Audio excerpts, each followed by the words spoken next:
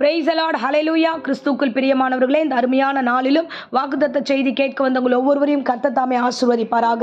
தேவனுடைய பெரிதான கிருபையினால் 5 மாதம் முடித்து 6ஆம் மாதம் தேவ பிரசன்னத்துக்குள்ள நாம் வந்திருக்கிறோம். இந்த காலை வேளையில கர்த்தர் கொடுக்கிற வாக்குத்தத்தம் ஓசியா 14ஆம் அதிகாரம் 5ஆம் வசனத்தை அடியேன் வாசிக்கிறேன். நான் இஸ்ரவேலுக்கு பனியை போல் இருப்பேன், அவன் லீலி புஷ்பத்தை போல மலருவான், லீபனோனை போல வேரூன்றி நிற்பான். ஆமென், ஹல்லேலூயா. அருமையான வேத வசனம் வார்த்தை. இந்த மாதம் கர்த்தர் இஸ்ரவேலுக்கு பனியை போல இருப்பேன் என்று கர்த்தர் வாக்கு கொடுக்கிறார். நம் ஒவ்வொருவரையும் கர்த்தர் ஆசீர்வதித்து அபிஷேகித்து நம்மை நடத்துவேன் என்று வாக்கு கொடுக்கிறார். பனி என்றால் ஆசீர்வாதத்தை குறிக்கிறது, செழிப்பை குறிக்கிறது. விசேஷமாய் புதிய ஏற்பாட்டு காலத்தில் பரிசுத்த ஆவியானவருக்கு அடையாளமாய் சொல்லப்படுகிறது. ஆமென், ஹல்லேலூயா. இந்த மாதம் தேவன் பரிசுத்த ஆவியானுடைய கிரியையினாலே நம்மளை அபிஷேகித்து நம்மை ஆசீர்வதித்து நடத்த வல்லவராய் இருக்கிறார். ஆமென், ஹல்லேலூயா. தேவன் பாருங்களேன், இஸ்ரவேல் ஜனங்களுக்கு இந்த வாக்கு தத்தத்தை கொடுக்கிறார். நான் பனியை போல நான் இறங்குவேன்.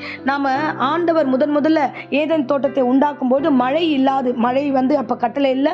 அப்போ மழையே இல்லாத போது மூடு பனியினால கர்த்தர் அந்த தோட்டத்தை நிரப்பியிருந்தார், ஆசீர்வதித்தார் அப்படின்னு பார்க்குறோம். அப்போ எல்லாவற்றையும் கர்த்தர் உருவாக்கும் போது அந்த மூடு பனியினாலே எல்லாத்தையும் செழிப்பாய் வைத்திருந்தார் என்று வேதம் நமக்கு சொல்லுகிறது. ஹல்லேலூயா. இந்த மூடு பனி நேரத்தில் கர்த்தர் எல்லா ஆசீர்வாதத்துக்கு மத்தியில தான் பகலின் குளிர்ச்சியான வேளையில வேத வசனத்தின்படி பார்த்தா ஆதியாகமத்தில் சொல்லுகிறார், தம் ஆதாமோடும் ஏவாளோடும் ஆண்டவராகிய கிறிஸ்து 3ஆம் அதிகாரம் 8ஆம் வசனம் சொல்கிறது, அவர் அவர்களோடு பேசினார் என்று. ஆமென். அப்படியாகிய கர்த்தர் பனியின் மத்தியில ஆசீர்வாதத்தின் மத்தியில தம் பிள்ளைகளோடு இடைப்பட விரும்புகிறார். இந்த மாதம் உங்கள் உஷ்ண காலங்கள் கடந்து போவதாக எல்லாவற்றையும் கர்த்தர் கடந்து போக செய்கிறார். நீங்க எதிலெல்லாம் வறட்சியாய் காணப்பட்டீர்களோ, எதிலெல்லாம் நீங்கள் விழுந்து போனீர்களோ, எதிலெல்லாம் ஆண்டவரே எந்த ஆசீர்வாதமும் மலரவே இல்லையே, எங்க வீட்டில் துர்ச்செய்தி நாங்கள் கேட்கிறோமே, ஒரு வீடுகளில் வறண்ட நிலையாய் காணப்படுகிறது என்று யாரெல்லாம் புலம்பினீர்களோ, இந்த மாதம் தேவனாகிய கர்த்தர் பனியை போல இறங்கி உங்களை மலரச் செய்ய போகிறார், லீலி புஷ்பத்தை போல. ஆமென். கர்த்தர் ஆசீர்வாதத்தின் மகிமை உங்கள் வீடுகளில் காண செய்வார். ஆமென், ஹல்லேலூயா. எப்பொழுதெல்லாம் அதிகாலையில் தேவனை தேடும் போதெல்லாம் புலம்பல் 3:23 வசனம் சொல்லுகிறது, காலைதோறும் அவருடைய அபிஷேகம் புதிதாக இருக்கிறது. ஆமென். இஸ்ரவேல் ஜனங்களுக்கு அவர் மன்னாவை கொடுக்கும்போது காலை வேளையில பனியோடு கூட அந்த அபிஷேகத்தின் அப்பத்தை கொடுத்தார் என்று வாசிக்கிறோம். ஆமென். அப்படியே ஆண்டவராகிய கர்த்தர் மோசேவை ஆசீர்வதிக்கும் போது கூட சொல்லுகிறார், அதிகாலையில் நீ மலையின் உச்சிக்கு வா என்று சொல்லி அவருக்கு இடத்த கற்பனைகளையும் கட்டளைகளையும் கர்த்தர் கொடுத்து அனுப்பினார். ஆமென், ஹல்லேலூயா. ஸோ இவ்விதமாக கர்த்தர் அதிகாலையில் தேவ பிரசன்னத்தில் தேவ மகிமையில் தேவன் பனியை பொழிந்தருள வல்லவராய் இருக்கிறார். ஆமென். ஸோ இந்த மாதத்தில் அவர் நிச்சயமாய் உங்களை ஆசீர்வாதமாய் நடத்துவார். ஒருபோதும் அவர் நம்மளை கைவிட மாட்டார். ஆமென், ஹல்லேலூயா.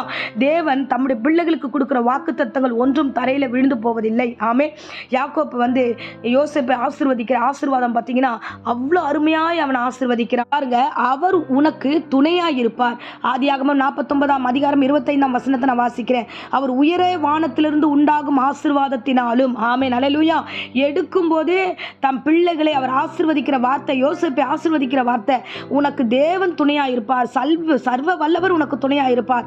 உயரத்திலிருந்து வானத்திலிருந்து ஆண்டவர் பனியை பெய்ய செய்து ஆசீர்வாதமாய் உன்னை ஆசீர்வதிக்க வல்லவராய் இருக்கிறார் என்று. ஆமென், ஹல்லேலூயா.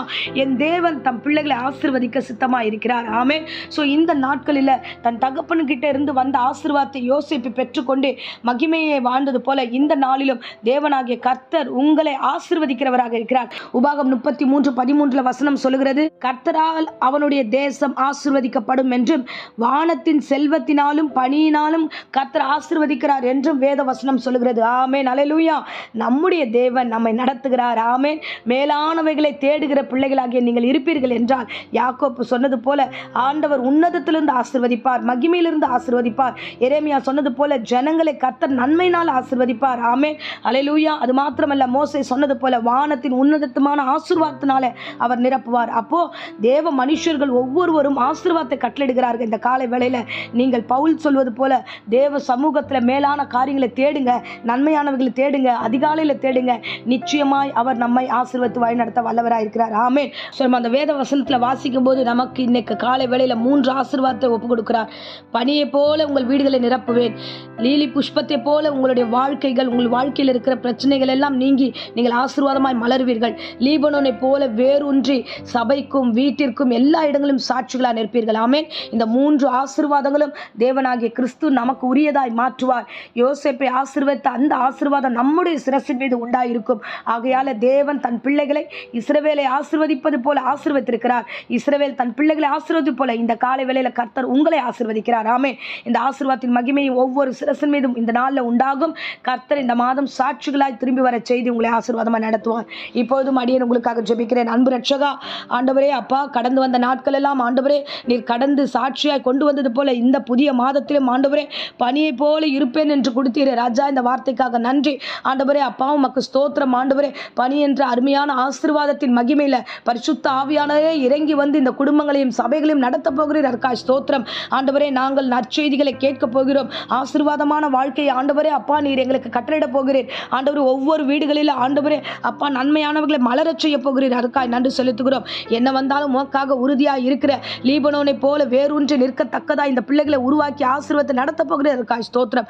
கர்த்தருடைய பிரசன்னம் அளவில்லாமல் நிரப்பட்டும். கர்த்தாவே நீர் ஆதியிலிருந்து அந்தம் வரைக்கும் உன்னதத்தின் ஆசீர்வாதத்தினால ஆண்டவரே இஸ்ரவேலை ஆசீர்வதித்தது போல உம்முடைய பிள்ளைகளை இந்த கடைசி காலத்திலும் ஆசீர்வதிக்கிறீர். அதற்காக ஸ்தோத்திரம்.